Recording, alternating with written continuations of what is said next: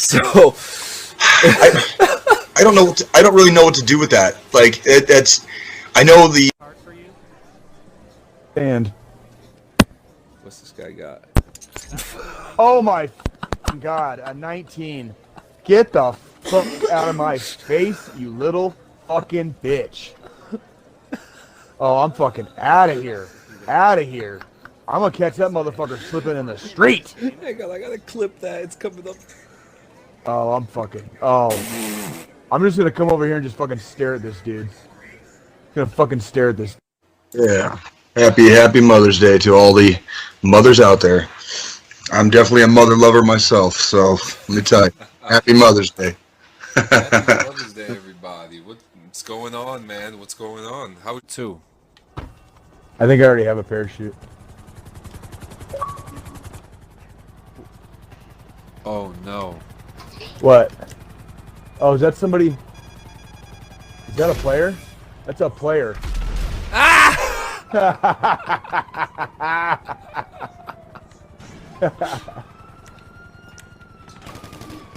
That's what happens, bro. Hey, fuck around and find out, dude. He found out.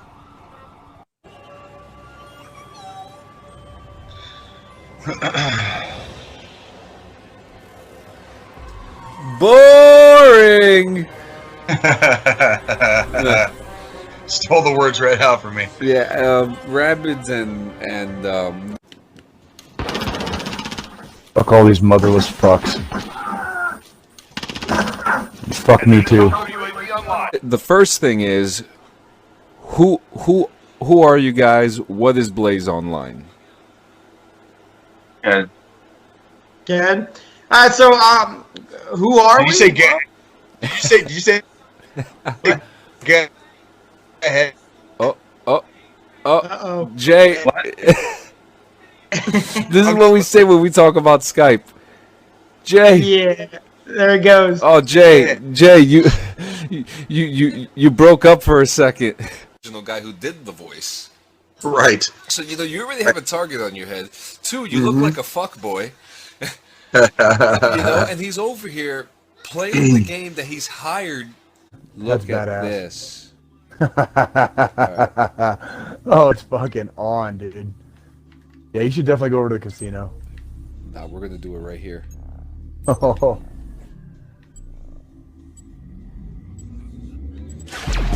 Oh shit! You got another shot? I just got an achievement for that. This guy's running. You got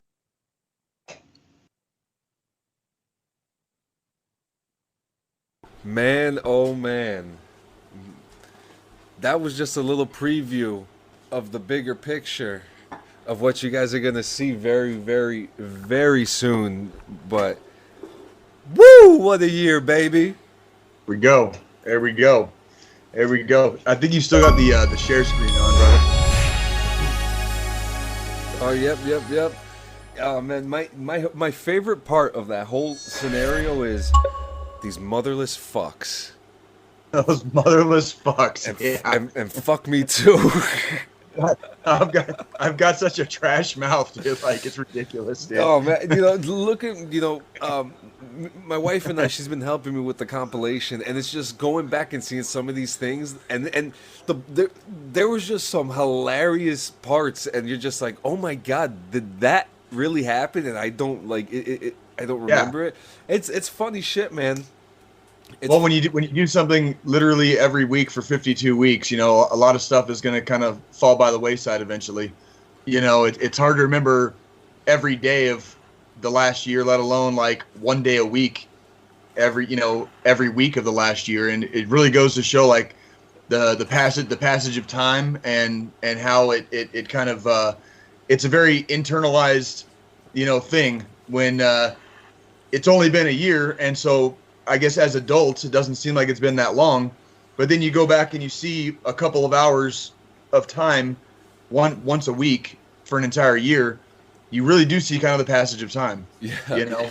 And you see all the stuff that kind of just gets lost in the fog of our brains. You know what I mean? And it's so cool because we have spoken about so many things, So many things, and there was so many things that happened in between the year. Oh God, yes. Like one of the God. like one of the craziest things that happened last year was Dr. Disrespect got banned on Twitch. We were in the Tell middle. me, tell me about that because I was reading up on him after you mentioned him. You mentioned him several weeks ago, and I didn't do a deep dive, but I kind of looked into some of his stuff, and like I've said before, I can definitely see his appeal.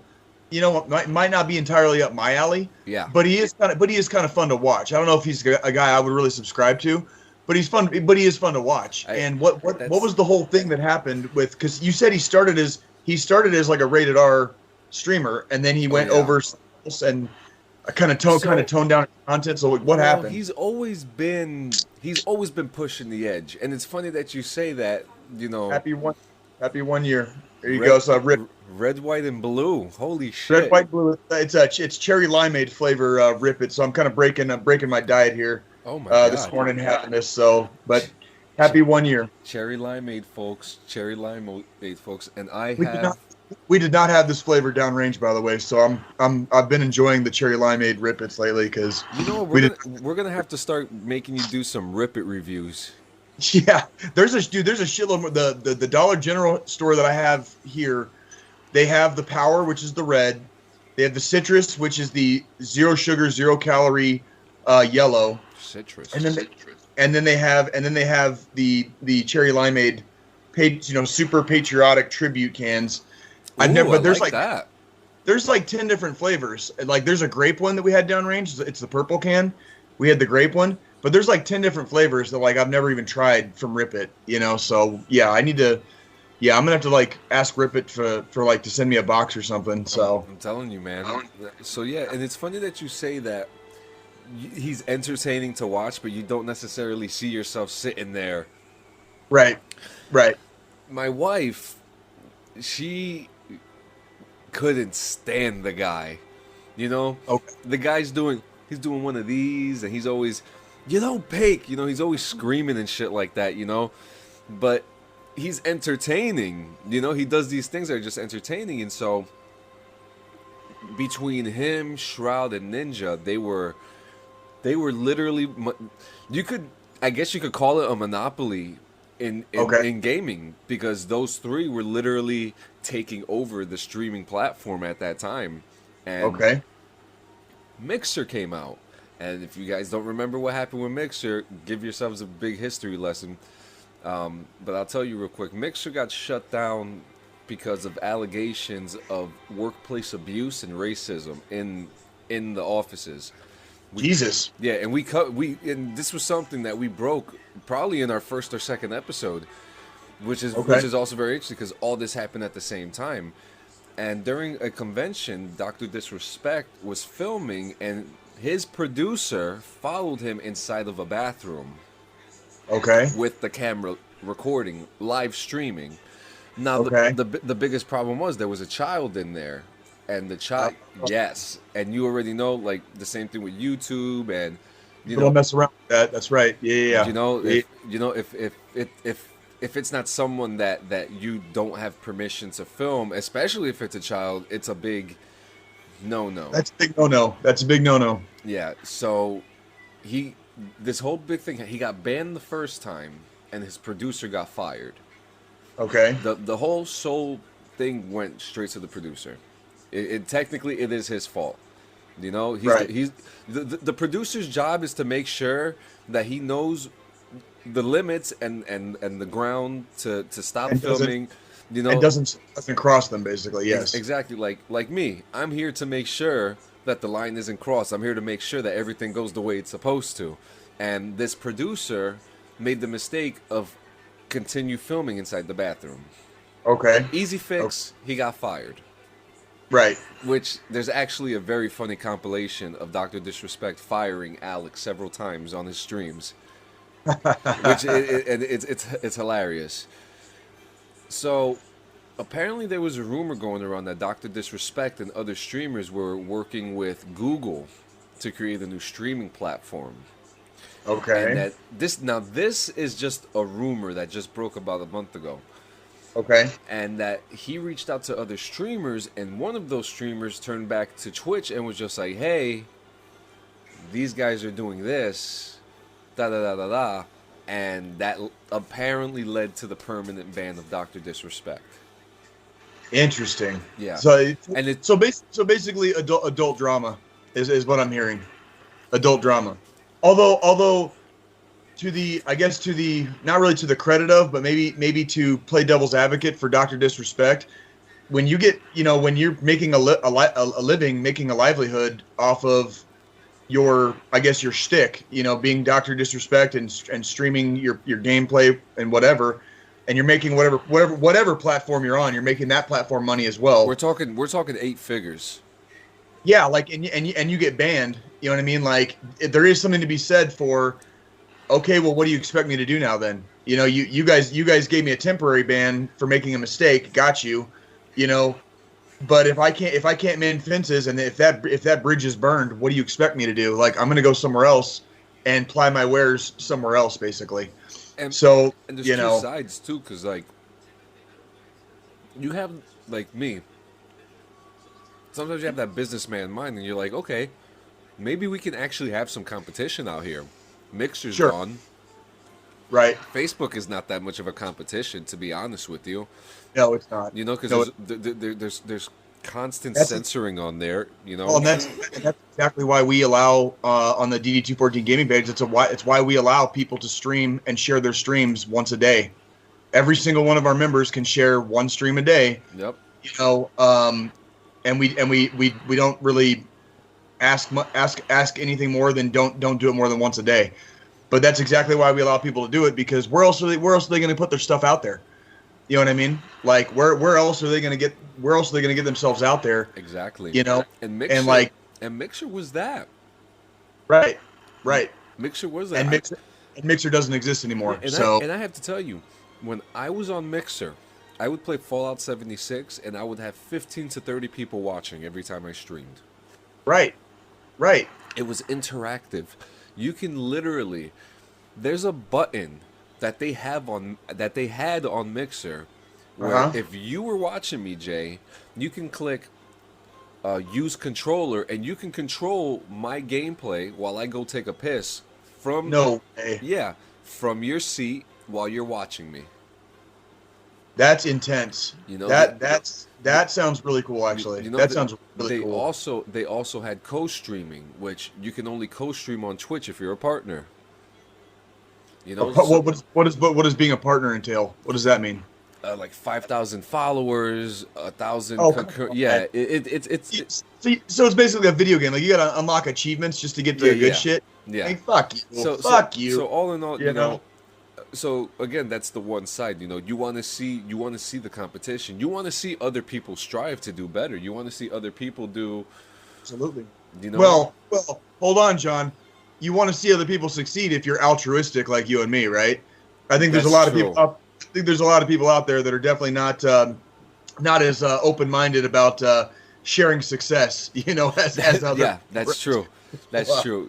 And that's where it leads to my next point, where if you're in a situation like Gina Carano did with Disney, if you're working for Twitch, you can't speak or do anything other than what their terms are, because that's the umbrella that you fell under, and that's what you signed up for. And we have covered those bases many times on this podcast. As far as in today's modern world, you don't necessarily have the ultimate freedom of speech, because if you're part of a platform, if you're part of a social media site, and you violate their terms of service, like you're using them, which falls under a corporation or a company. All they have to do is ban you, and you're done. You know what I mean? And to be honest with you, there's been a lot of scandal going on with Twitch within the last 3 weeks. I wouldn't be surprised within the next 10 years that Twitch is gone. Well, and I'll tell you what, we live in an era, and not to get too political, for either of the two opposing sides in our country, but I mean, we do live in an era where it was literally this year, the president of the United States was banned from Twitter. So we're talking like that's the era we live in right now, where basically like the president of the United States was banned from a social media site. I'm not going to get into the deep in the weeds on how that occurred or why. Yep. But the fact that it happened, period, is kind of a big statement. You know what I mean? Like, Absolutely. where like when the president of the United States can no longer use a social media site, for better or worse. I'm not gonna go there, but Yeah. but the fact remains, a social media platform banned the president. Well, actually, multiple social media platforms, but the big one, obviously, that everybody knows he was famous for using.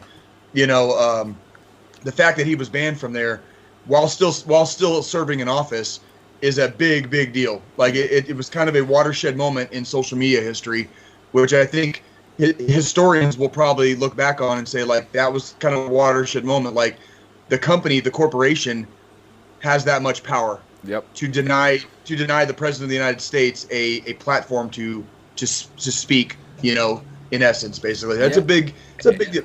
Hey, did you tell me that you let your family watch our podcast and they liked it a lot? Did you tell me that? Yeah. So I showed them. I showed. Tell me about your week. So the week was actually it was oh my God, how do I start this off? It was Prime Day at work, Okay. and so if you work in retail and you're still working in retail after this week, I applaud you, because if your retail supplier was price matching, then Okay. you're fucked, because it was 3 straight days of rugs, giant mini refrigerators, and pounds upon pounds upon pounds of clothes. Right. It was interesting, but Thursday had the day off, relaxed, cleaned, was getting ready for the family to come by, and yeah, we a special guest star. Special guest star, the Hey, princess. you're supposed to be pulling security. Watch. Thought you had our 6. You're supposed Thought to you be had pulling our security, six. baby. It means guard the door.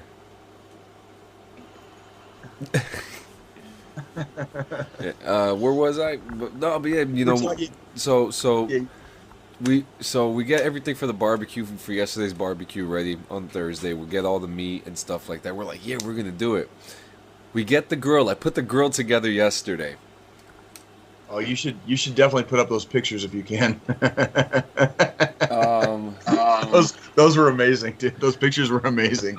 let me see if I can Keep, pull it keep, up. can you talk while you do it? Yeah, 'Cause so I put we put together the grill, and everyone's coming. We're like, yeah, we got the meat. We're all excited, and we bring the grill downstairs, and oh, here it is.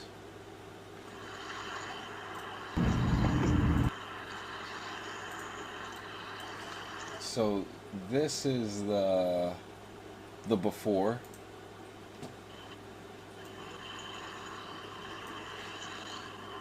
Hope you guys can see that. Yeah, so this is the before. The grill was literally hanging on its literal last leg. Literal. Look at that. And I'm not seeing it on the. Oh yeah, there it is. You got it. You got it. Yep. so the grill, for some odd reason, and it was perfectly fine when we put it together. There was nothing wrong with it. There was not even a speck of weight on it, and it was falling apart. So this is what was going on. So then I was literally like losing my mind, and I'm just like, okay, what do we do here? What is gonna happen here? So then my aunt comes down, and my aunt, who's been here, who's here from Puerto Rico, did Right. that. Now that, my friends, is Puerto Rican ingenuity. That is how it's done, and it took several tries to kind of concoct this idea together, but it works. Oh It yeah. works. Oh yeah. The job was done. We. Oh wait. You guys are not supposed to see that. Oh, and I'm hitting the lock button instead of the remove button. Okay, there we go. Oops. But we did the Yep. barbecue. Man, I had some of the best burgers yesterday. But it was great, man. I haven't seen my family. This was the first time seeing my family in a long time, especially during like after the whole coronavirus thing has transpired and everything is starting to open up and be, you know, America again. Right. You know, Right. but it was a good weekend. The only thing that I couldn't stop thinking about is we're here. We're We made fucking it a here, year. man. How was Made, your week, man? my week was okay. Started a little wobbly, and then kind of I got kind of into my groove, and you know, I kind of got down on myself at the beginning of the week, and then I had a long me and my girlfriend, my beautiful girlfriend. This woman, this woman is so astute at like pulling me out of the darkness sometimes. But we had a long talk, and so over the course of the middle of the week, going in towards the end of the week, I started pulling my head out of my ass basically, and I started getting a lot of shit done. So I completed a lot of things this week that needed to be done for my out processing of the Army. I'm trying to get a lot of this stuff done now because I'm going to be visiting her later this week. So I'm going to Kansas City later this week, and I wanted to get a lot of this stuff done. And tomorrow, so yesterday, you're already aware of this, obviously, John, but for the viewers, yesterday I pulled all of my military gear out from, the last 6 years I've been at Fort Carson and the last 11 years of my career, whatever I've got left from the very beginning even. And I basically had to start sorting through all my gear.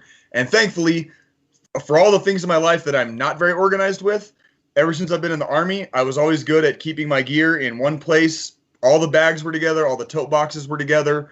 I've got gear from Fort that was issued to me at Fort freaking Leonard Wood like 11 years ago, 11 and a half years ago, literally. So there's literally layers of memories and dirt and. Oh yeah, I found a uniform from this. It would have been my second time, so that would have been 2013. I found a uniform, an old AC. It's called, the camouflage pattern is UCP. It's the grays, digital cam for the grays. And I found a uniform that I wore on my second tryout for Special Forces. And the reason I knew it was a uniform I wore for that tryout is because you have to stitch engineer tape on several places on the top and the bottom, the top and the pants with engineer tape. And then when you get to selection, you get your roster number. And my roster number that second time was 49. And so you write in black Sharpie 449 in Sharpie on every single piece of engineer tape. So the cadre, the Green Beret cadre, those are yours. If you make a mistake, if you do something good, whatever, they write down roster 49 did this, roster 49 did that, whatever, right? I have one of those uniforms now, like in my bag. I showed you a picture yesterday. I found the first pair of pants. I like my first pair of deployment pants that I literally wore out. Like the ass is blown out, the pockets are all blown out. Dude, they looked ravaged. Oh, dude, the cargo pockets both have holes in them from where I carried extra magazines for so long in them. So they got the magazines slowly tore through them as I'd wear them, doing work and rolling around on the ground, underneath vehicles. That's an interesting thing about the pants too. Yeah, those pants have history, dude. Like they're old, and yeah, a lot of memories. But the reason I was going through all my gear is because tomorrow morning at 8:30 I have an appointment. To turn in my gear, and that is a big moment for anybody that's been in the military. It's a big moment when, whether you're changing duty stations and just, you're staying in and you're changing duty stations, you have to turn in gear at your current duty station before you go to your next one. For those of us that are getting ready to get out of the military completely, you have to turn in your gear for the last time. And this will be the last time I have to turn in gear. So I'm getting my gear ready. I've got canteens on my counter over here that are, oh dude, I wish I could share this picture with you. I poured out, for whatever reason, a couple of these canteens still, like, I'm talking years, they've been inside, just a duffel bag or a tote box because we don't use canteens really in the Army, right? But every once in a blue moon. And like 2 of these canteens had a minute amount of water still in them. I poured it out, dude. It was like orange colored, like orange piss colored. And I was like, I got a strong stomach. I got a strong stomach, dude. And when I poured that shit out, I was like, like, oh my God. Like, I'm assuming I poured orange, some of that orange like drink mix. I'm praying to God because, oh my God, like when it came out that color, dude, I was like, oh my God, like I was like, gross, dude, gross. Like, and I got a strong stomach, dude, and I was just like, oh, Like, dear whoa, God, what is going on here? So what would be your best advice for those who are getting out right now, to getting their gear together, especially with those who have years of gear like you do? So I sent you a couple of pictures yesterday, and I mean, you can even put them up if you want. I don't care if you can put up that picture of the one where I have everything laid out. Oh, so that's too easy, yeah. You're in your military mode, you know, whatever branch you're in. You have to do layouts. They want you to do layouts. Your NCOs, when you're a private or whatever, they make you do layouts. So remember how to do layouts. And so what I did was I dumped everything out and I started sorting it. I know that the Army's not taking back my uniforms. So all my uniforms went to the side. All of my undershirts, all of my the warm weather stuff that goes on your body, they don't take any of that back. So I put all that crap to the side in a big giant pile of clothes, you know, just to get it out of the way. All the stuff that I knew I was having to keep to turn in, I put that in another pile. And I separated those piles from clothing and gear. And then once all that was done, I put out my rain poncho on the floor, and I started like setting stuff out row by row by row. And then once that was done, once again, my beautiful girlfriend, my woman Nikki, she came to the rescue. I sent her a PDF of my clothing record, and then we went through it line by line. She's like, "Do you have this?" And I was like, "What's the last 4 of the NSN?" So I'd start checking tags, like, you know, 23558, got it. She put a check mark next to it, and then we went down gear item by gear item of me having her. Are those my pants? Yep, these are the pants right here. Yeah, tell the. You know, so yeah, these got to be the magazine holes right here. No, that's the front. That's the front. The magazine holes is the third picture. So that's on the front. That's the front of the pants. There's another picture where you can see how bad there's the that's back. The front. That's not the back. That's the front. Oh, you're a second delayed, so it'll. My bad. No, you're good. But yeah, you can see, your ass is blown out. Yeah, I had to finally stop wearing them because I couldn't they were. I wore those pants and I was able to wash them a few times, so don't think I wore like dirty pants, but I wore those pants probably, I want to say, the first like almost 4 months straight. Yep, and every day. Yep, and there's your gear. We didn't know when we were gonna get stuff, and we had a hard time getting mail when we first got there. So I didn't want to wear too many uniforms because you only have like a few sets. So I wore the same set of uniforms like every fucking day. Yeah. Because I wanted to make sure that I had other uniforms for later if I needed. And also probably lighten the load too sometimes too, because in the end you're still carrying all that stuff with you physically. You know, you have. Yeah. Well. Yeah. Well, and we were on it was a very, very small kind of isolated fob, but we were on a fob. So, but between the work day, we worked every single day. We went on missions, you know, we as mechanics, we had a rotation where I wasn't on mission every day, but I was on mission, you know, 2 to 4 times a week, depending on the mission rotation. And so, you know, and I see, you see the layout, man. That was my final layout, basically. Yeah. That picture's the final layout. And that was everything. That was everything that I had like laid out. And then I went with my girlfriend and we went down like line by line on the on my clothing record to see what I did have and didn't have. And then there's the final result. And that's and just for purposes of laughter, I guess, that's what $15,000 looks like to the United States Army. I'm on the hook. I'm on the hook for $15,000 for all that gear. So basically, like I gotta make sure that I have it. I gotta make sure it's clean, and I'm turning it all in tomorrow. Turning it all in tomorrow. So thank God, I won't have to worry about it after that. So yeah. Woo, man! But Here we go, baby. I gotta say though, look at the organization. Like your canteens are all together. Your helmets, your bags, like everything is put together in a theme. That's what I wanted to. Yeah, that you said you asked for advice, and the advice is, even if you're kind of disorganized as a person, which I kind of tend to be at times, remember your training, and when you're getting ready to get out, stay organized. Like get organized. With what I was kind of down in the dumps earlier this week about it because I was just beating myself up, and I get stressed out sometimes with a lot of stuff, and getting out of the arm. Oh God, Alex, that sucks, dude. $500 for an IR patch. Yeah, I just found like 3 of them yesterday.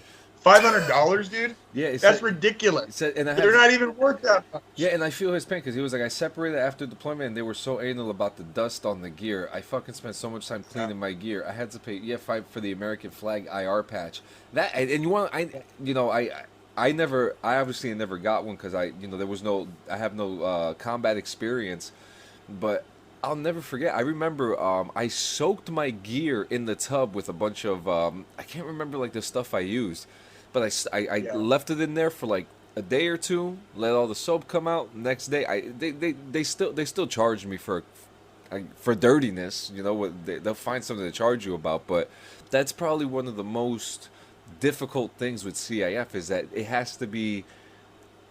And it depends by the person receiving it too sometimes, because sometimes most of them for the most part that work at CF are veterans and they get it. Well, and I was actually just getting ready to. So I talked to the lady at CIF at Fort Carson, and she gave me a certain set of instructions. I am doing some laundry today, but I'm not doing nearly the amount of laundry you would probably think I'm doing. And then some of my gear, it's got like a little bit of wear and tear on it, but like I don't freaking care. Like I'm gonna turn it in tomorrow. If they kick it back, they kick it back. If not, I don't care, because it's not worth the time, and it's not worth the hassle. Like I've got my IOTV, like my body armor, right? The outer shell of my body armor, not the plates, but just the outer shell. Yeah. It has literally 4 years of dust and sweat and mud and blood caked onto it. So we're talking like a training cycle in 2015, a deployment in 2016, a training cycle in 2017, a second deployment in 2018, 4 straight years of training and deployments. Here's the cool part. CIF at Fort Carson said you don't have to clean the IOTVs. Thank fucking God. Fantastic. Thank fucking God, because I would be FUCK fucked. That thing ain't coming clean. There's no way. There's no fucking way. So I do have a few things I still have to do today before I pack everything and load it in my car, but it's not as much as you would think. And because that's good. The really good part is that a lot of the gear that I have, it immediately, because it's that digital pattern, it immediately went into a bag and I never touched it. So like a lot of that gear is a lot of that we stopped using digital pattern like right when I got to Fort Carson. That's right. So I didn't have to use any of it.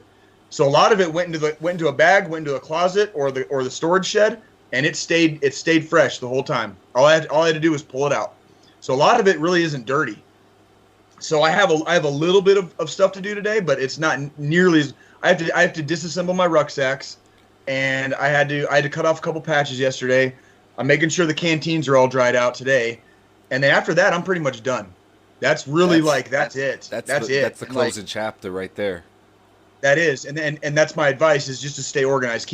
If you're in the military, keep your gear together. Don't keep half your gear in a storage shed and half your gear at the house because you use it. Keep it all together at all times.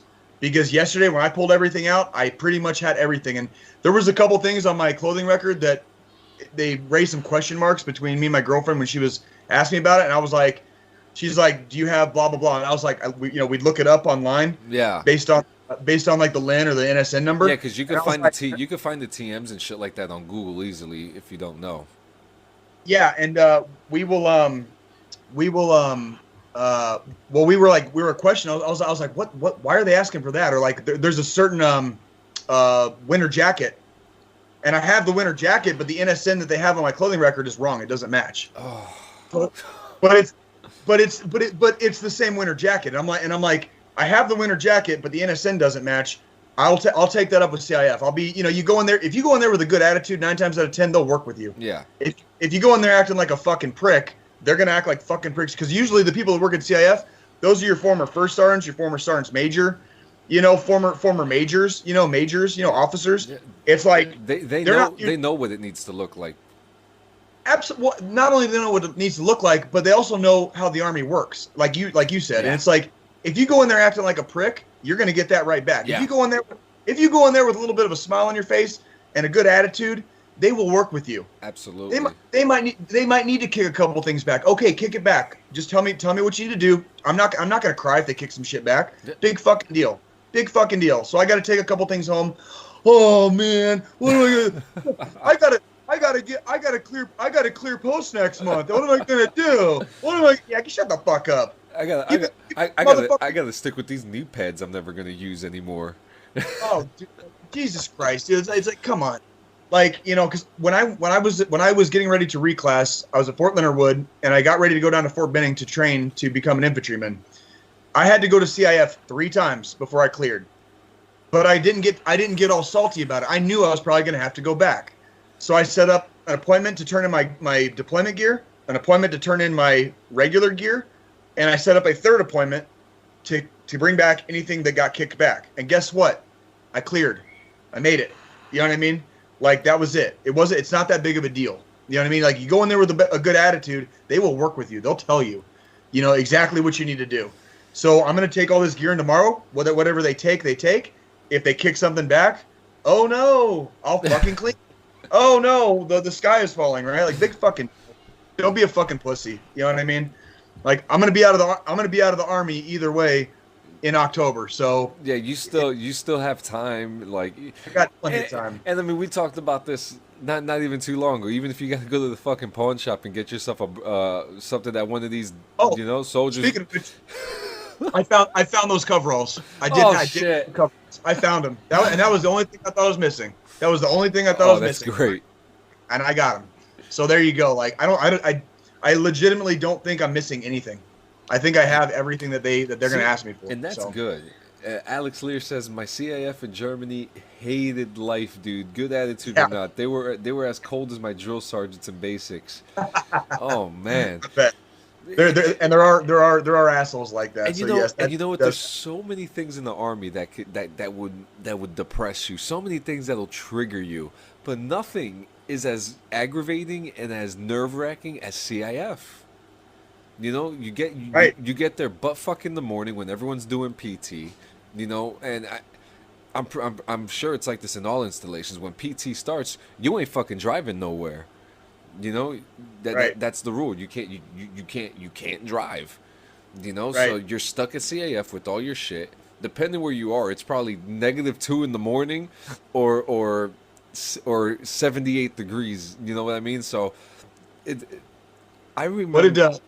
What's Nikki said? Guess what the one thing they didn't have on the list was? Fuck, what was it? Oh no, I don't remember. This is gonna be good. What is it? Yeah, what is it, Nikki? What was the one thing? Because I think that you have. She's talking about the jumpsuit, the coveralls. Coveralls. Yeah, like it wasn't even on there. It wasn't on the coveralls were not on my clothing record. Period. The thing that you were worried about was not even on the list. That's right. The one thing I was worried about was not on there. Like I should have just given it to the fucking. I should have left it in the trunk of the car that I sold to that mechanic and just let the mechanic have them. Right now, is there anything that was in there that was used minimally or not used at all? Oh, all kinds of stuff. Shit. Anything that's what I was saying. Anything that was digital, like the UCP camo, anything like I didn't use any of that stuff. I had already deployed, and we were already wearing we were already wearing OCP pattern, right? Which is kind of it's OCP. I actually wore my last uniform before I got out in 2016 was OCP. OCP. Yeah. Yeah, and So anything like so when I got to Carson in December of 2014, I got my clothing, I got my CIF issue. Everything in there that was UCP, I did not use. So like there's all kinds of stuff that didn't get, like I said, it got put into a bag That's or a tote interesting. box, and it never got touched. So like that, and that's why I don't have a lot of laundry to do today. I washed part of my my sleep system last night. I'm washing the second part of my sleep system today, and I think there's a couple of, there might be the actual rucksack itself, not the with the frame and everything, but the rucksack. Yeah. I'm probably gonna wash my rucksacks, you know, after I disassemble the rucksack. You got to take out the plastic parts and all that shit. Yeah, but yeah, I'll probably wash those. I love the rucksack. That's actually probably my favorite bag, the rucksack. Yeah, after that, there's not much, because I really kind of came out of this pretty clean. For the most part, I came out of this pretty clean. Like, and like I said, I'm gonna turn it in tomorrow. What they take, they take. If they kick something back, whatever. I'll deal with it. I'll deal with it when I get back from Kansas City. So I mean, shit. That's a big moment too. That's a huge moment in your Army career for anybody, whether you've been in for 2 years, whether you've been in for 20 something years. Right. Separation is not as stressful, fulfilling. Right. But at the same time, it you know, this is most likely what they wanted, and it makes the experience even better.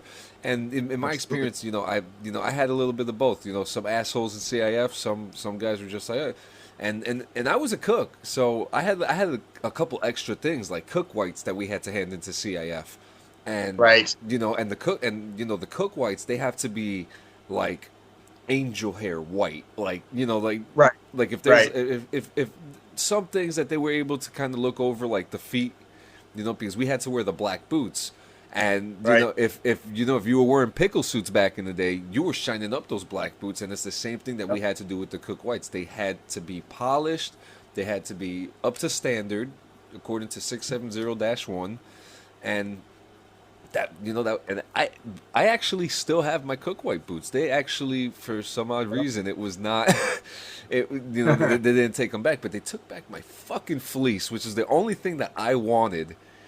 Yeah, I got two. I got one from the UCP days, and I got one from the OCP days, and they're both going back.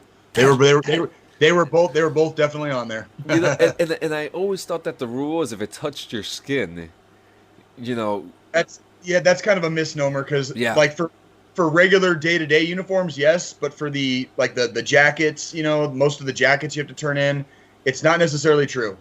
I mean, I think about how many times I wore my rain gear, my wet weather tops and bottoms in the field. Yeah. Oh my God. And like that touches your skin. Yeah. Personally, that touches your skin.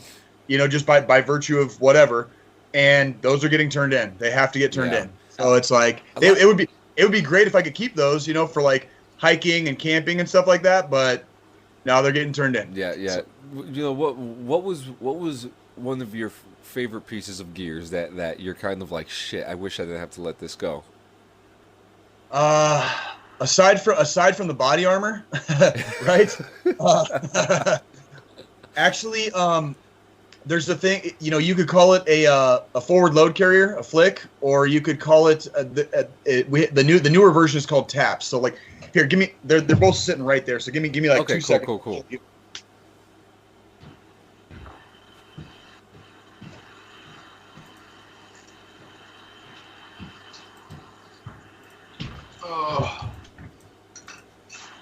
Okay, so in the UCP days, let me get back on the right screen here so I can see. Is that the Molly?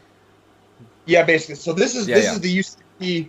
This is a forward load carrier from the UCP days. It's basically a vest. You put on a vest, and you can attach stuff to it or whatever. We don't use the vest anymore. Now we have what's called taps, because our IOTVs have Molly on them, and so the taps is just a magazine belt. Yeah.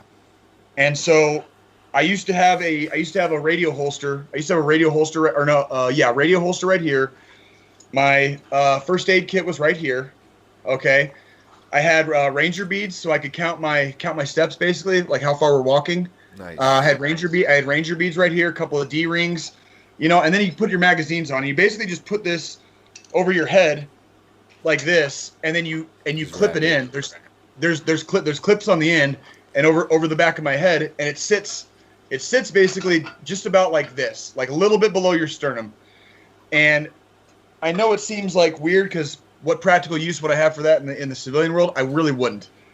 But it was my favorite piece of gear because once I had it set up, it was set up. Yeah. I set it up for my deployment in 2016, and I never touched it again until yesterday. It literally remained exactly the same. Like I had my radio pouch, I had my IFAC, I had my Ranger beads, and I could carry a combat load. So you could just put it right back on, and it would be good to go. I literally never had to touch it again. Never had to touch it again. That was one of my favorite things, because I. Oh, I did have to mention something because there's a couple pieces of gear that I have to do this to, which includes the taps. For all you non-combat soldiers out there, when you guys walk around with your crap dangling all the time, it really pisses us off. This is what you do with your straps, so you don't look like a freaking a circus boot, performer. Like looking like a boot with all the crap hanging off your uniform. All right, with your gear. You take a piece of tape and you roll up those little danglies and you electrical tape them like this. Okay, this is why we make fun of support soldiers sometimes in the infantry. It takes about 5 minutes of your time, and then when you put your gear on, you don't look like a freaking gypsy camp. All right, you don't look all ate the fuck up. Okay, take five fucking minutes, soldiers. Okay, make yourself look sharp. Make yourself look sharp. All right. You're supposed to look good in this shit. You're supposed to look good. All right? You don't look professional with your shit hanging all over the place. All right? Keep it high and tight, dude. And that's my favorite thing, because like my favorite other than the silks, which I still have my silks. Yeah, I'm keeping all that stuff, yes. My silks and my waffles, believe it or not, I still religiously wear this to this day. And I actually got in trouble a few times for wearing them in basic training, but because I'm comfortable layered up, and I still wear my waffles to this day. I love my waffles. They're great. They're probably the greatest thing that I've ever had. But other than the waffles, which I'm glad I still have, all pieces, my silks and my waffles. Yeah. My favorite equipment was the Molly vest. It's customizable. You customize it to your liking, your comfortability. You could put something in the inside of it, on the outside. You could put magazine pouches, grenade pouches, like you had radio pouches, first aid kits. Something. You could stick the little lights in there, the glow sticks. You could stick them right in between. Yep. There were great pieces of equipment, and I maybe one day I'll have one for no reason. Just for no reason. One of these days. Just for no reason. But I mean, I believe it or not, I have actually seen people in civilian workforce using those pouches. There's actually a gentleman that comes into my job who works for Pepsi, and he wears one. And the dude's. I would not be surprised if this guy is probably a veteran. Because he's got zip ties, he's got tape on there, he's got a whole bunch of tools and stuff on there, so right. If you could find a use for it. Well, I did find a couple of things. I was gifted something on my last deployment. It was a basically a weapons cleaning kit, but it came with like a Leatherman, and totally forgot I had it, and I got a brand new Leatherman in there. It's a Gerber. It's not actually a Leatherman. It's a Gerber. That's an essential, unofficial item to have. It's. Oh yeah, 100%. You gotta have one. You gotta have one. I found a couple of weapons cleaning kits. And this is stuff that I'm keeping. It's not getting turned in. So I've got a whole tote box of stuff to go through that I have plenty of stuff in there that basically I get to keep basically, and it's from my time in. So yeah, very necessary. Now here comes the most important question of this all: Leatherman or Gerber? Oh, probably depends on your job. And that's okay. I always had a Gerber. The one that I had on my first deployment broke. I actually broke it from overuse. I broke it. You broke your Gerber? it's like when you click out the Yeah. when you click the thing. I was using it and I snapped one of the two prongs. But I had used it so much on deployment, I'm not even surprised. But I literally snapped the prong off like it was overuse. And so the Army kind of issues you those things every once in a while. Yeah. So I always had a Gerber. I'm sure Leathermans are great, but the Army uses Gerber, and so Yeah, like yeah. I've really only ever had a Gerber. So Yeah, and it's funny too because Alex, who we know is Army veteran too, Gerber as Yeah. well. We just Yeah. prefer the Gerber. support Blaze Online, everybody. Support Blaze Online. I actually told Alex. I actually told a buddy of mine who lives down in Texas about you guys yesterday. And Texas has some really weird marijuana laws right now. And there was a baseball player, well, not a basketball player, got arrested in Texas this week. He's an NBA basketball player on a marijuana charge, and they still have these archaic fucking marijuana laws in Texas. And so I have a buddy who he was one of my former team leaders. He was a sergeant. He was one of my former team leaders. He lives in Texas now because he got out, and we had a long conversation yesterday on the phone. And I told him about Blaze Online. I was like, hey, it's fucking federally legal. You can order this shit and they will ship it to you. So if you need something, because he was talking about how he tried cannabis, but he doesn't like how intense it gets. He still gets weird on it. He gets like the paranoia and all that. I was like, hey man, maybe try Delta 8. It's not as intense, not as extreme, and it's fucking legal. It's federally legal. So, I plugged you yesterday, Alex. I plugged you, man. So, if you get an order from Texas here soon, yeah, we'll see. We'll see. So. Yeah, man. So, oh, what's up, Drew? Drew Davis, the Menace. Yeah. And it's cool seeing our former guest here in the chat. Yeah, it really is. I still got to say welcome home, Drew, because I know being gone for that long really, really sucked, man. It's always good to see you, my dude. It's always good to see you. Always good to see you. Yeah, man. So before we shift over to some of the year festivities, I gotta go into baseball real quick because first Kansas City and the Yankees, who we will be seeing on August 9th. We will. They had their home series here, and it was back and forth, and it was actually pretty good. It was. It was very interesting time this week in baseball because we're getting into the home run derby soon. Mm-hmm. People are hitting home runs off the bat now that they're not using sticky stuff. Surprise! This guy Fernando Tatis Jr. hit 3 home runs before the 4th inning the other day. Oh, God. Did he really? Yeah. Shohei Ohtani is still whopping dingers. He's up to 25 now. Vladimir Guerrero, and this is just after, so this is kind of just proving your point with the spider tack that they were using. Oh yeah, and on the baseball. And here comes the greatest stat. If I get the number wrong, my apologies. But Vladimir Guerrero, Jr. has made the exact same home runs in the exact same amount of games that his father did. Wow. Yeah. That's a very beautiful achievement, and home run derby is going to be good this year. But the one thing I wanted to talk about, college baseball, North Carolina State got disqualified from the finals in the middle of their game for breaking the COVID-19 protocol. Oh, really? Yeah. What did they do? So the article is saying here on ESPN, during an improbable run to Omaha, Nebraska, and this is the College World Series, by the way, the North Carolina State baseball team inspired belief among Wolfpack supporters who've long waited for something for anything to celebrate during a decades-long national championship drought. This year, like so many before, it ended in the biggest heartbreak.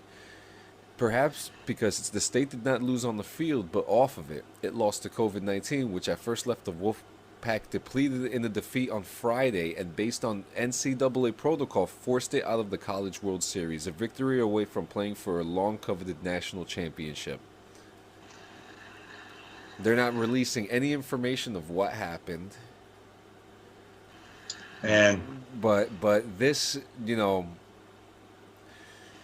if this happened in the MLB, we'd be like, okay, they'll be fine. They'll have another chance. But we're talking about college students losing an opportunity to probably the only time in their life they're gonna have at this. right. And you know what, man, the only thing I can really say about this is one of those things where when you join the military, when you've been a veteran, sometimes you just have to salute and execute. You are not always going to agree with the rules, right? I'm talking the metaphorical rules, right? If you're given a rule and it's easy to follow, whether you agree with it or disagree with it, just follow the fucking rules. As long as nobody's getting hurt, as long as nobody's getting, as long as it's not endangering something or you're not waiting too long to make a decision, just fucking do it. It's not that hard. And now, like you said, John, now there's a bunch of, and there's probably, I have to assume there's seniors on that baseball team just lost their chance at a national championship because somebody didn't follow the fucking rules. And we'll either maybe or maybe not even see these guys in the MLB. Because right. This could be their last. If they don't go, even if they try to go semi-pro, if they get drafted, they can try to go semi-pro, but there's no guarantee they're going to make it to the majors. They some of them might be playing their last baseball games, moving forward. This could be it for them, and they just lost their chance at a national championship because somebody didn't follow the rules. Yep. And I'm not. Yeah, don't look at me as the authoritarian here because I'm the poster child of not following rules, right? Like, don't get it twisted here. But there's a time and a place. Sometimes you got to just shut up and color. And when they have COVID-19 protocols that we've had since like fucking last year and the whole debacle of last year and coronavirus, it is still going on, people. Yep. And if you're on a sports team, if you're part of a business, whatever your thing is in life, if there are rules regarding this stuff, just follow them. It doesn't matter what your personal beliefs are. Just follow the fucking rules. Nobody wants to see. Yeah, go ahead. Yeah, there was even the incident that came out this week that an NBA basketball player threatened to pop the NBA bubble too. As far as what? Like, what do you mean? The NBA bubble that all the NBA players were staying in? One of the NBA players threatened to pop it. And that would probably that NBA player would probably lose a lot of money. He'd probably get suspended, fined, whatever, like for doing that. That's just one of those. Do you remember at the very, very beginning of the outbreak last year, there was an NBA player as a joke came out during a press conference. This is before there was a lot of numbers in the United States, and he walked up to every microphone on the stage and touched every microphone. And the dude ended up testing positive. Right, I remember he was like him. He was like one of the first big name people to test positive for coronavirus. He was the poster boy because they were fucking shitting on him because of that. Yeah, and it started out very innocent. I'm not blaming him or making a statement against that player. He was just making a joke, and I get his humor. Like, oh yeah, everybody's scared. Here I am touching the microphones. And then he comes up positive a couple days later, and I think that was where everybody kind of collectively shit their pants. It was like, oh fuck, this is real. This is fucking. Not for nothing. You know what I mean? Unfortunately, it did take me that to kind of understand what was going on. When a virus is airborne, that's what scientists fear. Scientists fear airborne viruses because, especially when we don't have vaccines, the vaccine that we have to this day, is still not FDA approved. It is FDA approved under emergency status. That's it. And that's why that's why there's 3 different types. You have the Pfizer, the Moderna, and the Johnson & Johnson. That's exactly why there's 3 of them and not just one FDA approved one. At the time we didn't have a vaccine, and scientists fear this shit because if it was a more potent and lethal virus, we've lost hundreds of thousands of people, we've lost millions worldwide, and this is not even the most potent airborne virus that's out there.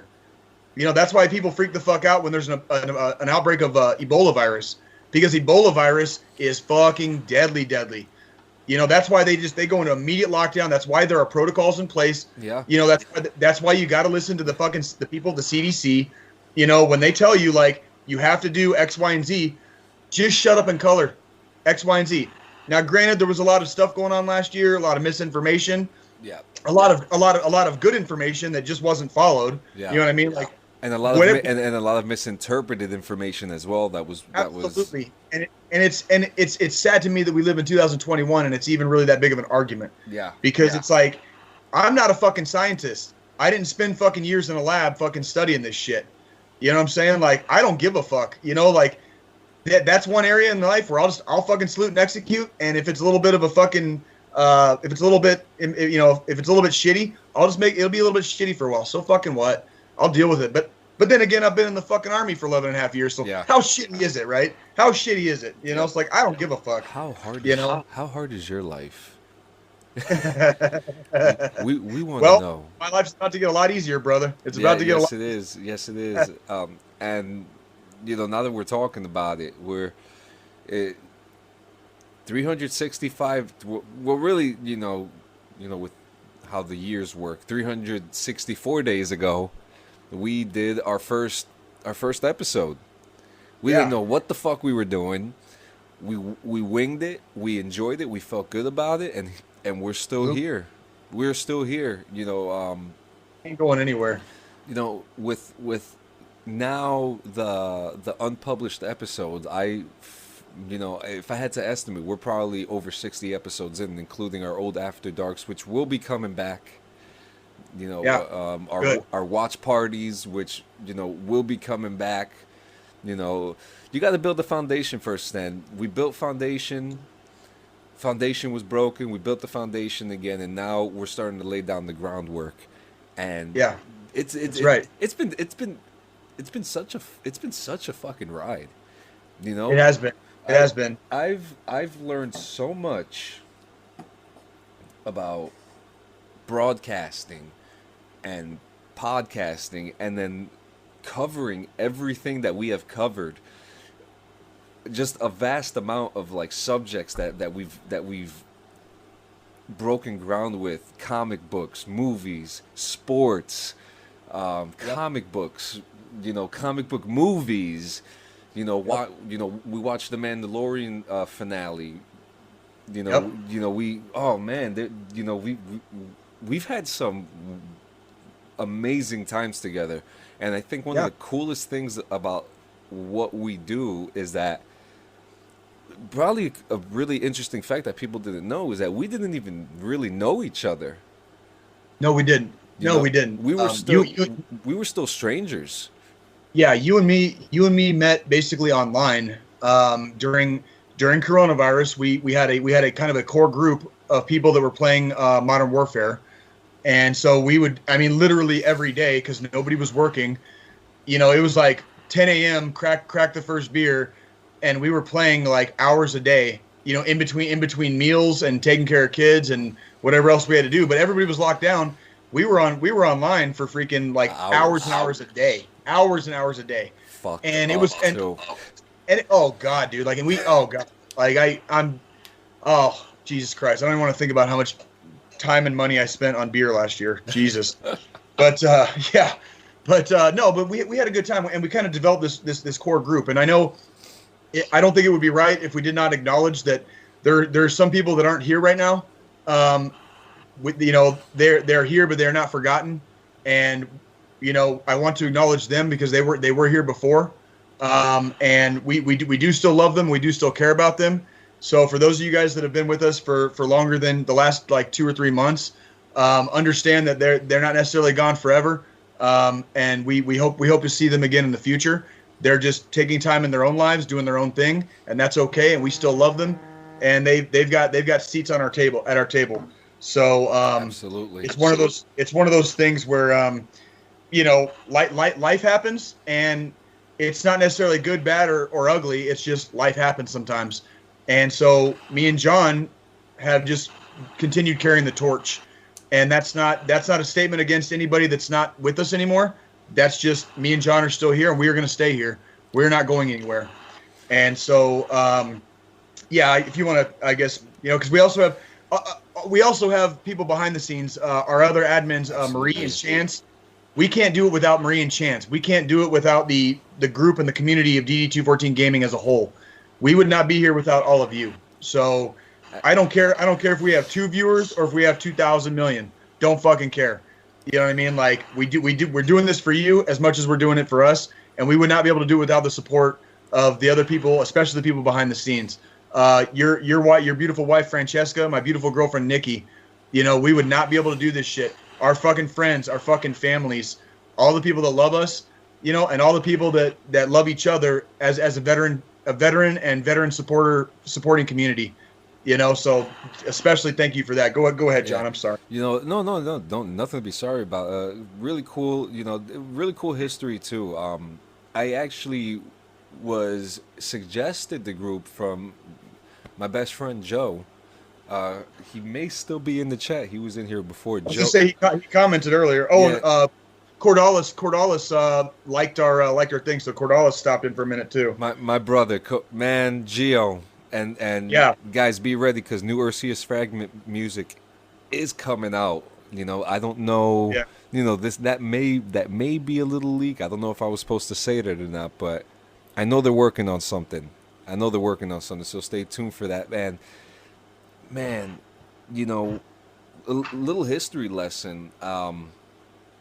Yeah, so Joe P, he said, "Hey man, you gotta check out this group, DD214 Gaming," and like the name, I remember saying to myself, like, "Damn, that's such a good marketable name. Like wow, like that's great." So I'm just like, okay, yeah, let me, I'm gonna jump in, see what's going on, and the first thing that was, I think the first thing that I noticed, and this even still stands today, there has been minimal amounts of drama and negativity in our group the whole time that I've been in. Absolutely. And any complaints that have gone by, any arguments, I can't even say that there have been any arguments because everyone gets along. We really do. And that was one of the biggest things that I noticed. I'm like, okay, this is a really great group. And then, I assume around that time an admin had left or there was like some issues or something like that. I don't know the full story, but I came in and I saw the opportunity. I was like, well, shit, let me try it out. What's the worst that can happen? Maybe I can push a podcast on them because I was already diving into the podcast world with my old podcast, which was actually with Gio Kobalis and with Joe P. We worked on a thing called Bong Rips and Video Games. And coincidentally enough, our last episode was an E3 episode, I believe. And it was I already knew I wanted to do something in gaming. It just felt right.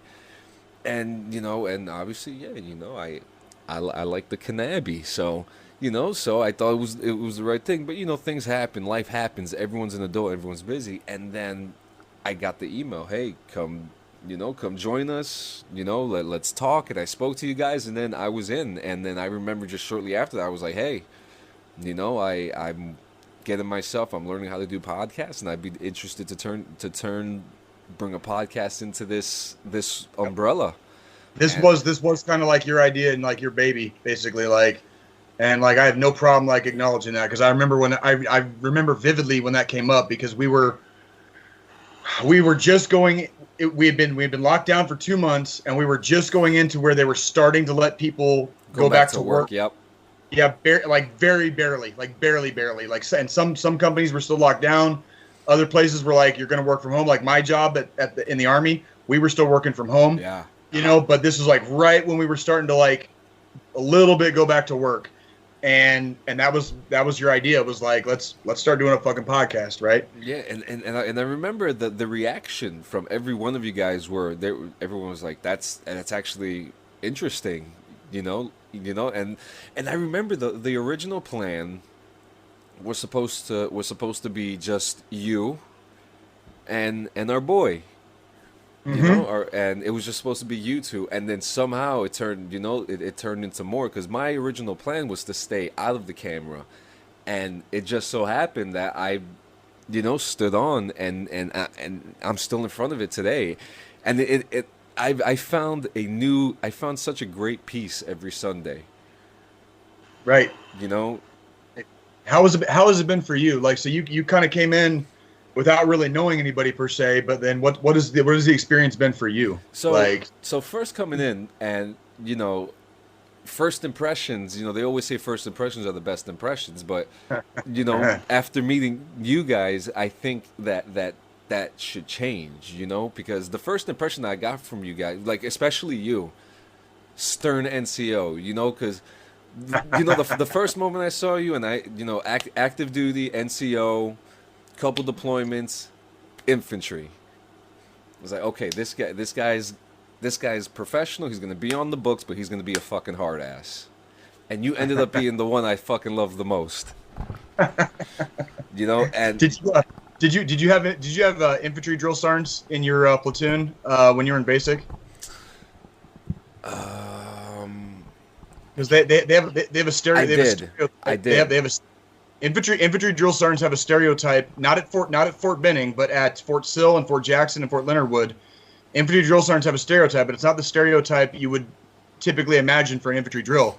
The stereotype at those other 3 locations, not counting Fort Benning, is that not that they're more relaxed, they're typically they're firm but fair, basically. Yeah. But they also tend to be the drill sergeants that will help you out the most. Yes. And that's where okay, that's what I was wondering, because I had 2 infantry drill sergeants, because the first one had to switch out with another one. There was a problem in another platoon, so those 2 infantry drills switched places. That's interesting.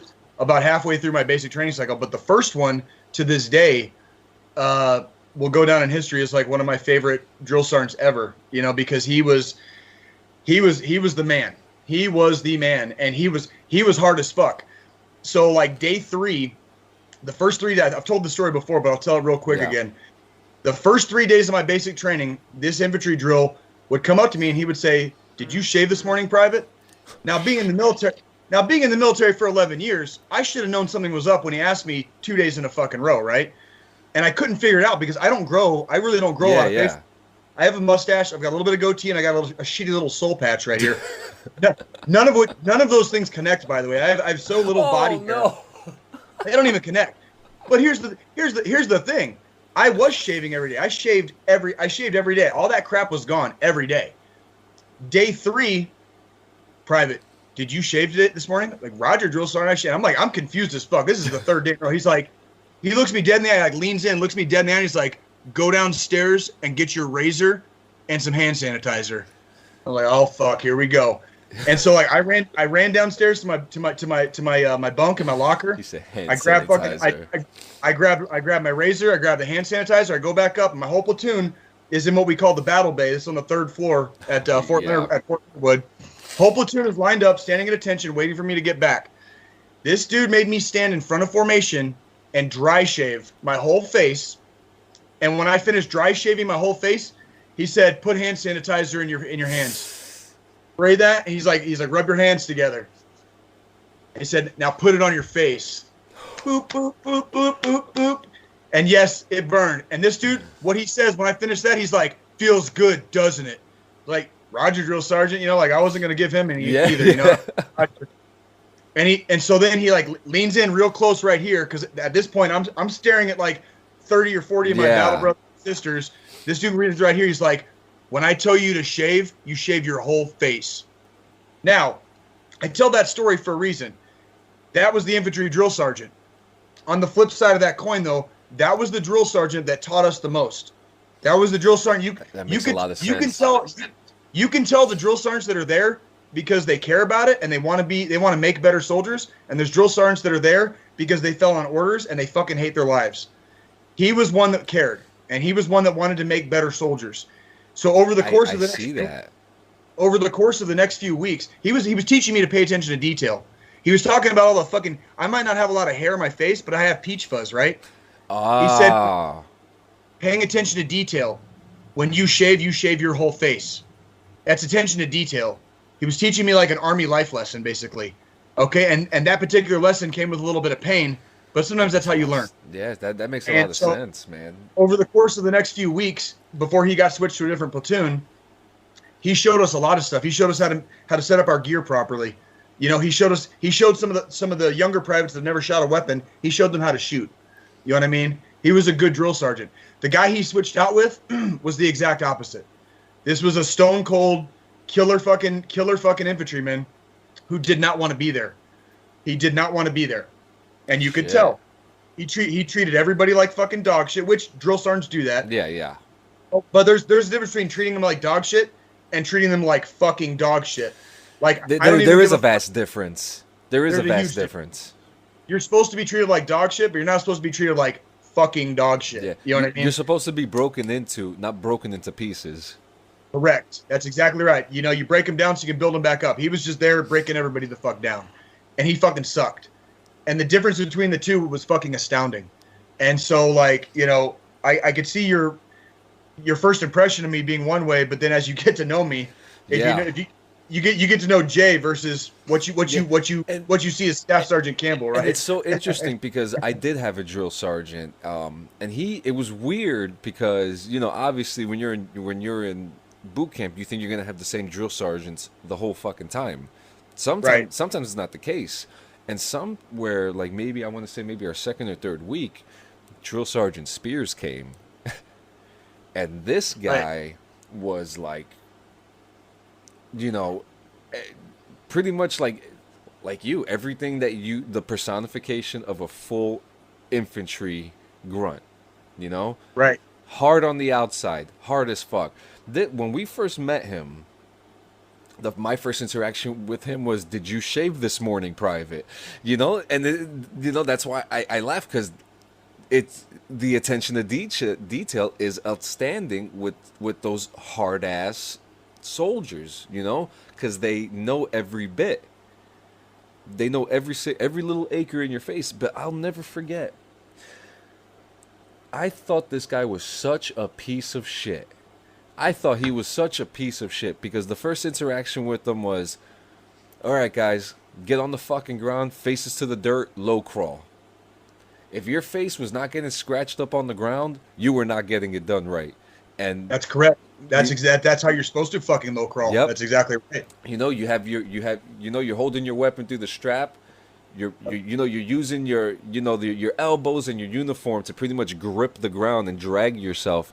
And I remember thinking to myself, who is this piece of shit? Why the fuck? Like, why? Like, what? And he was yelling at us, man. He was just like, "Faces on the fucking dirt," you know. And then time went on. He was always aggressive, but this was also the drill sergeant who tested another another soldier to see if he actually knew about class 4 or 5 weapons like he actually did, you know. And this, you know, if it wasn't for this drill sergeant, I would have never known to properly open up the back of a machine gun, you know.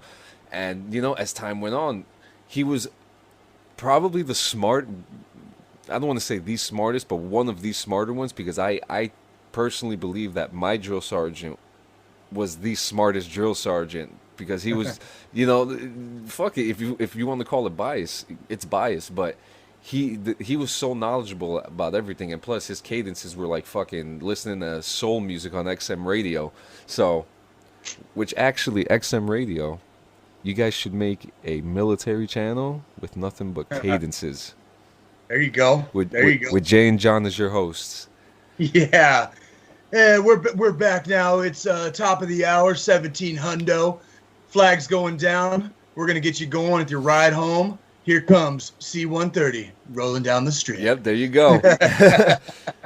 You know, hey, that'd be a great fucking radio station. No, yeah, so yeah, you know, I one of my favorite things that we've done on this show is speaking to our different variety of guests.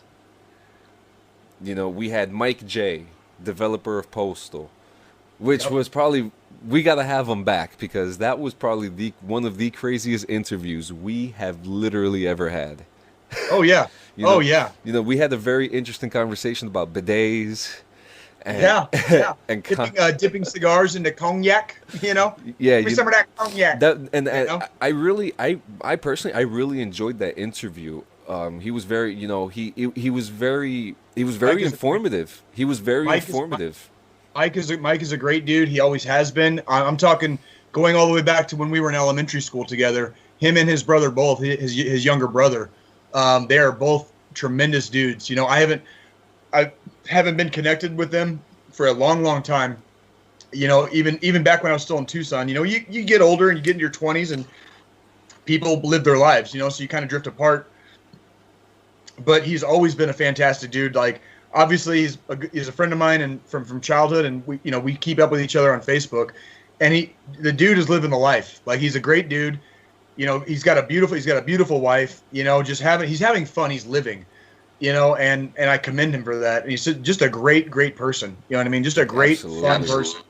Yeah, it was so cool. Especially I when I had asked him about John St. John being the voice of Dude Nukem coming into Postal, I expected a little oh, I can't talk about that, because I know that there's just some things that you just can't talk about, and right. he was more than willing to give us the history, the information, and that was such a cool episode. We had another episode, our first guest, Drew Davis. And, he gave us a lot of from Afghanistan. Yeah, he was with us live from Afghanistan, and he showed us that crazy video, with the attack that was going on that he witnessed. Great insight on contracting, especially for those who want to get out there, who are looking into something like that, who want to make really good money. And if you guys are following the Menace, if you're not, what are you doing? Right. What are you doing? Support each other. We got people. I keep seeing more and more streams popping up every day, and it makes me happy. It makes me happy because I want us as a community to support each other's. Nichelle, one of our core group gamers from the Call of Duty days. Nichelle was getting ready to go live one night. This is like about 2 weeks ago, maybe. I was like, you know what, screw it. So I popped in and she was playing GoldenEye on the N64. So I just sat in there and watched. There you go. I just sat in there and watched her play GoldenEye for about half an hour. And it was like, that's cool. Just to give her some support. You know what I mean? Like, what is wrong with if you're laying in bed and just fucking around on your phone, you can still fuck around on your phone while your computer is telling another computer that you're watching and you're giving somebody some support. You know what I mean? Like what? And it's all it takes. That's all it takes. And leave shit on in the background and just give some support. You know what I mean? And it's really cool because when I go on the YouTube or the Facebook or even the Anchor Analytics, I see where all you guys are and how long you guys are listening. And even if you're in there for the 3 seconds, you're still up there. And that little split second is a number up. That's right. And just even clicking it, to me, that's support, just going in and, oh, okay, well, you saw our faces. You see our faces now. What was actually really interesting. Now, I know how, YouTube works with, their algorithm. If, it suggests things that you like. And my son came up to me the other day. He ran into the room and he was like, "Daddy, you're on the TV."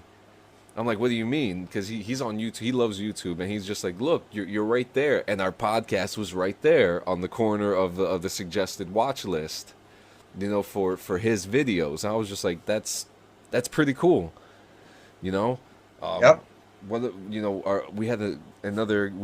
Our other guests, we had Geo from Cobal, Geo from Cobalis. It's Cobalis from Mercius Fragment. Right. We actually premiered his song before the episode, Callrophobicon. Yep. Fantastic fucking crazy song. Absolutely. And, he gave us some great insight on what their process is on working on the record. His stance on single player gaming, which Oh, yeah. Like that's one that I don't totally disagree with either, because I'm a big single person gamer. You know what I mean? Like single player campaigns. Like that's kind of my forte. You know what I mean? Like I like online, I like multiplayer, but it takes a very certain type of game to get me into multiplayer gaming. Not unlike Modern Warfare was a great game last year, especially during Yeah. Corona. Yeah. But typically I play single player campaign games because that's just what I do, and that's kind of how I am, I guess. And his whole stance and philosophy on single player gaming was, is very, you can tell how intelligent this dude is. He's like really thought it out. Yeah, Like, yeah.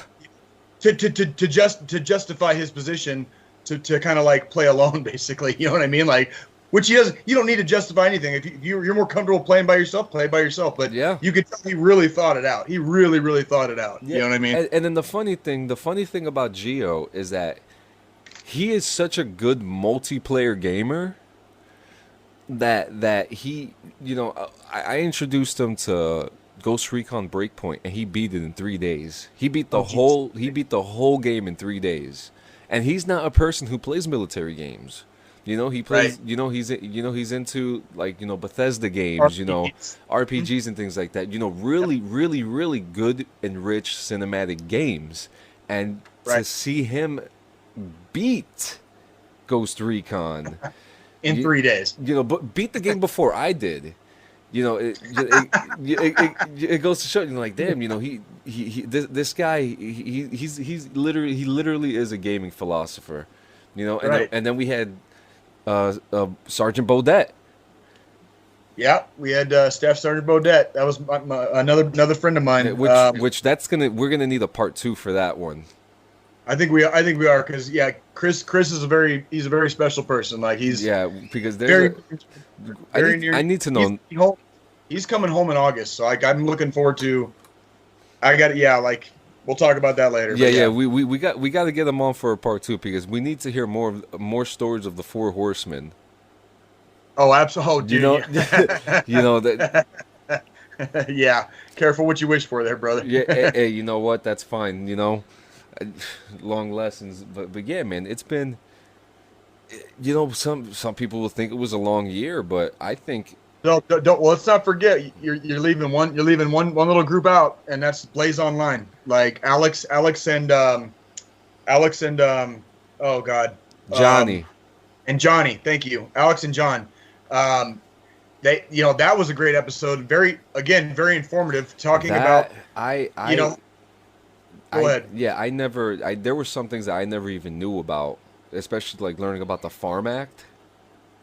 Yeah, well, and the fact that Delta 8 is federally legal, whereas Delta 9, i.e., your traditional cannabis / marijuana, is still federally illegal, right? So all the states that have legalized federally, marijuana is still illegal, but Delta 8, which is derived from the hemp plant, is federally legal. Like that is something. There's something to be said for that, and the fact that they jumped on this and are making a business out of it, and all that, it says a lot about those two gentlemen, and how they're kind of jumping in the deep end, head first, and just saying screw it, we're gonna do this, and we'll let the chips fall, and we'll just keep going.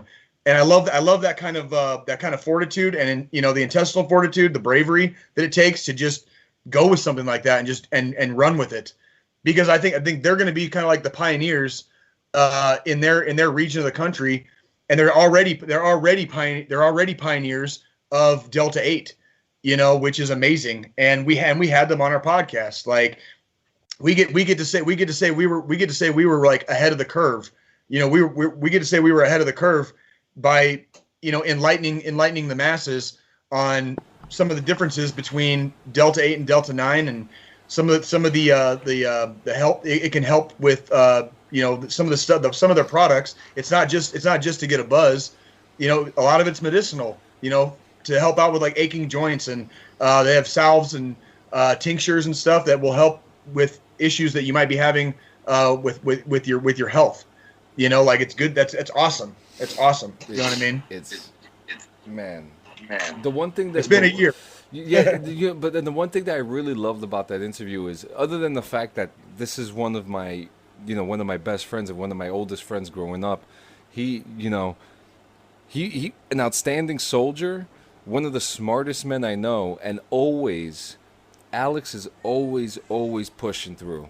He is a phenomenal artist. He's actually put some of his art on in the group, and he also actually runs an art page of his own work, Grimshaw Creations.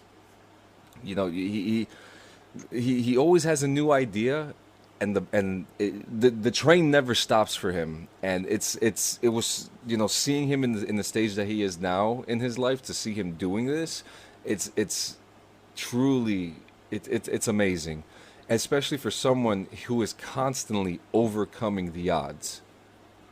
You know, because you can. And like we said at the very beginning of the podcast, this is what happens when you want to see your brothers and sisters succeed. Yeah. We're not. You know, I want to see everybody in the DD214 gaming community. I want to see them succeed. That's why we allow people to share their streams. I want people to share their artwork. I want people to plug their businesses. You know what I mean? It doesn't need to be 16 posts a day, like 15, you know, every 15 minutes. But there's nothing wrong with putting something up, you know, once a day. You know, you write up a new piece of art. You know, you open up your own business. You know, you're part of the veteran community. Like, we're gonna support you. We are going to support you. Like, I want to see people succeed. You know what I'm saying? Like, I don't want to see my brothers and sisters and not being able to pull themselves out of whatever valley they're in. Absolutely. We're gonna help you walk through the valley. My rucksack is not full. I still got room for weight. I can help you carry some of that bullshit. And I'll get you back up that motherfucking mountain. That's my goddamn job, is to get you back up that fucking mountain. Like, and we're gonna do and motherfuckers, we're gonna do it together. Nobody's fucking alone here. We're gonna do it fucking together. All right, we're gonna conquer this motherfucker. We're taking no goddamn prisoners. We don't fucking surrender. All right, that's not a fucking option. We will fucking die on this hill together if that's what it takes. So there you go. Yeah, and Jay, we are so over our time. That's okay. We're having a good time, and yeah. I didn't want to. Don't worry about the No, other stuff. I just, you know, I want to thank you, man. I want to thank you because you gave me an opportunity to have you know, there wasn't, you know, obviously there wasn't a lot of complete freedom, you know, and this is saying for all of us who are hierarchies in this. There wasn't a lot of freedom for us to do what we are doing now, and you know, it's gotten much easier, especially with all the black clouds that pass by. It's gotten much easier, and it's gotten much more positive. And I have to thank you, because my mental health, this has helped my mental health a lot, you know. Two, I've met a brother for life. Oh yeah, you know, absolutely. You know, because trust me, if I think it's pretty obvious, you know, going across the country with my family to enjoy a good fucking time with my brother. This is you know, this is a whole. If you think about it, it's literally you know, I don't want to say it's exactly a year, but we're meeting in August. You know, this is like a 1 year celebration of all the work that not just me and you, but Chance and Marie have done. Absolutely. You know, absolutely. We have put, you know, and it goes to show the group, our people, the warriors, they've made it easier for us because they're here with us. You know, right? You know, and I have to thank literally you guys. I have to thank you mostly, because you've been right next to me the whole time. You know, you've literally been right by my side this whole ride, and you know, we're still here, and like you said, we're carrying the torch. You know, we didn't have to pass it down. No one tried to take it from us, and by God, if anyone tried, you know, they'd get, you know. Good luck. Good luck. They're gonna have a really hard fucking time. Well, I think it goes without saying that we're in this together, and we're a community, and this is bigger than one or two people. We might be kind of the quote unquote faces of it, but this is not just a John and Jay thing. It is so fucking bigger than that. And times change and things change. DD214 Gaming is bigger than two people, and it's more important than two people. It's about the community. It's about veterans and family members and friends of veterans and veteran supporters coming together to do great things, in life, inside or outside of the military or both. It doesn't matter. We have active duty service members. We have service members that just got out. We have family and friends of service members. Okay, I'm getting ready to get out. I'm turning in my fucking gear tomorrow. You know what I mean? Like we do that. We do this together. It wouldn't be worth doing this if we weren't doing it together. If it was just the John and Jay show, boring. Oh my god. Boring. Oh my god. Fuck that show, dude. Like I don't want to watch that show. And I would want to watch that. I would watch it. It would be good, but it'd probably be canceled off the airwaves. Saying, man, like we get the support we get because it's a community, not because of two people. You know what I'm saying? So, I thank you, and I tell you what, brother, I can't wait till August. We get to meet in person. We get to hang out. We're gonna have a good time. It's gonna be great. I get to show you my birthplace. We'll eat some good food. Barbecue. We're ready for the barbecue, right, baby? Dude, just wait. Just freaking wait, dude. It's gonna be beautiful. It's gonna be, and we get to go catch a game at the ballpark. Yeah. And you know what? It's gonna be hot. It's gonna be hot and heavy. We're getting closer to the playoffs, so. Oh yeah, and I think the Royals are kind of already unofficially done for the year, but I think the Yankees still have a chance. So that's going to be a big series for the Yankees, probably more than the Royals. The Royals like started hot, and as soon as May hit, they nosedived, and they really haven't come out. Like they kind of leveled off a little bit, but they're basically playing like win one, lose one. Ain't nobody cheating no more. Yeah, I mean, dude, you can't win baseball games, or you can't go to the playoffs if you win one, lose one. That's not how baseball works. So, Alex, I'm in Colorado right now, but I'm going to be moving to Kansas City later this year, and me and John are going to be meeting in Kansas City for, I guess, the tail end of our summer vacations. Yeah. Isn't it interesting how it's just the perfect time? All the kids are right before going to school. That we're going into the fall season. The new year's about to come. Coronavirus is finally leveling off to where we can actually do that shit together, and we don't have to worry about it as much. You know what I mean? Like, so we actually have the opportunity now to meet in person and actually do some, and hang out and just enjoy and do a show. Do a show together. We can do a co-located show together for like the first time. Yeah. You might have to bring some of your equipment, dude. Oh, it's already been talked about. It's already been talked about. Good. But we are getting in our time, and shit, man. 1 year, and before we get into the final thought, next week, starts the new year for DD214 Gaming. And guess what next Sunday is?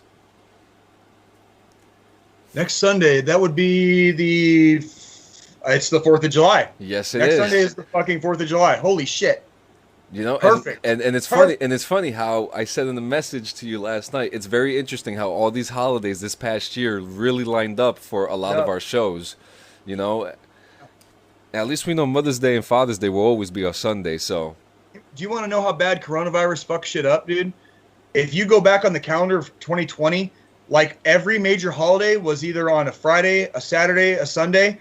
Cinco de Mayo was on Taco Tuesday. That's right. Cinco de Mayo was on Taco Tuesday. And 2020 was supposed to be like the year of holidays because they were all on weekends. On weekends or on like the day of the week they probably should be, i.e. like Cinco de Mayo being on Taco Tuesday, right? And this year we finally get to celebrate holidays, and Sunday, proverbially speaking, Sunday being in our country the more, I guess, holy day of the week, the 4th of July for us veterans is on the holy day of the week. So this is our church, DD214 Gaming. Our church is the podcast, right? So this is where we go to church every week, and so next Sunday, 4th of July, baby, we get to celebrate 245 years of American history next Sunday on our podcast on the 4th of July. So hell fucking yeah. Hell fucking yeah. And America's open, baby. So, America's back, baby. and what a better time. But, this wouldn't be a DD214 gaming podcast episode if we didn't obviously always talk about what we have been talking about every single week for the past year. Every single week we talk about this. 22 a day. Promoting better lives for each other and for those around you. Being there for each other. Picking up the phone. Answering a text message. We would not be doing our job if we didn't promote this, if we didn't talk about it, because it is real. It is very real. The suicide prevention lifeline is 1-800-273-TALK.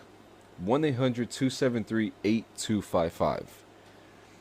Every single day we are losing somebody. Different reasons, different actions, different emotions. Sometimes we will never know the true answer, but the only thing that we can do is be there. Even if they're not expecting it. Maybe come by, knock on the door, be like, hey, you want a cup of coffee? Do you need anything? Give them a phone call. Hey, you watching it? Are you playing anything today? We're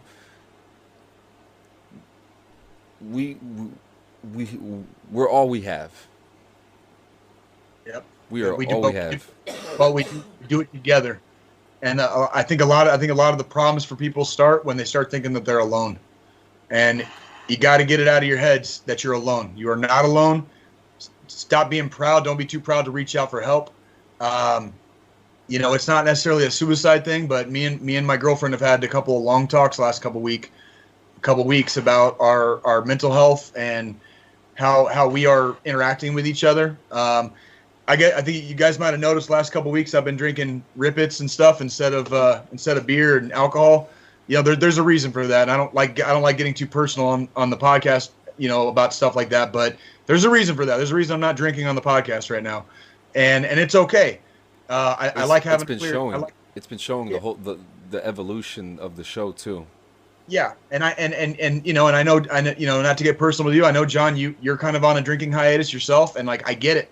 Because alcohol is just one of those drugs that it's a lot of fun and you can have fun on it, and it makes it easier to socialize for people that are a little bit more introverted. But the dark side of that drug often rears its ugly head at 3 a.m.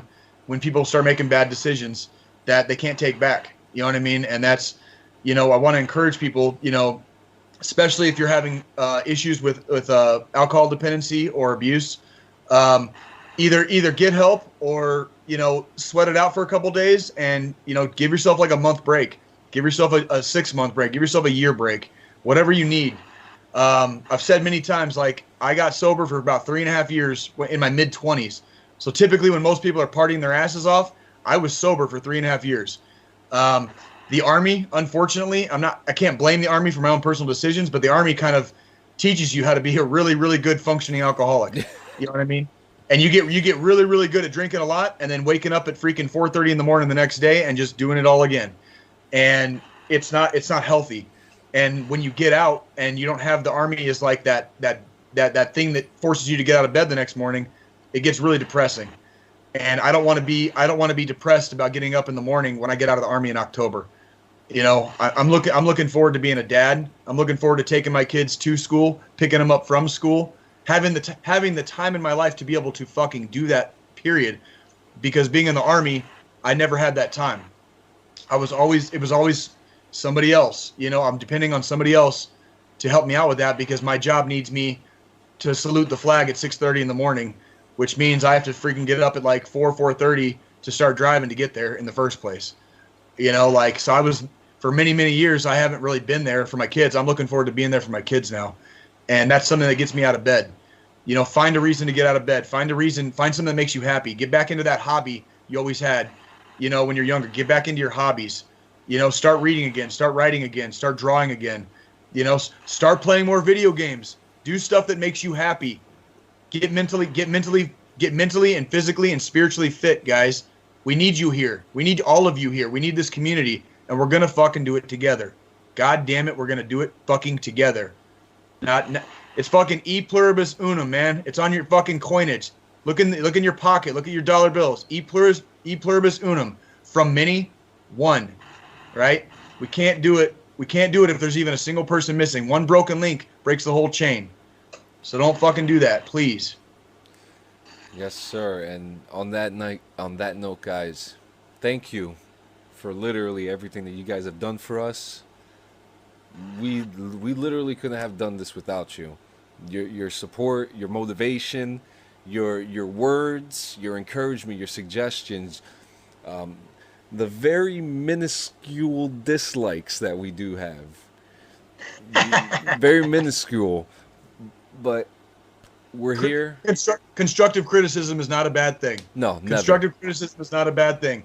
But if you're just gonna criticize us, we're just gonna say fuck you too. Yeah. Right. So if you don't like us, don't watch. But if you have something constructive, give us a solution. What can we do better? By all means, Absolutely. give us that AR. Give us that after action review and give us the constructive criticism. Let us know what we can do better. We will happily take that criticism and run with it. Absolutely. Hoo-ah. And ladies and gentlemen, see you next week for Independence Day. It's going to be a special one. Thank you. Absolutely. We love you. Stay safe. Be good, everybody.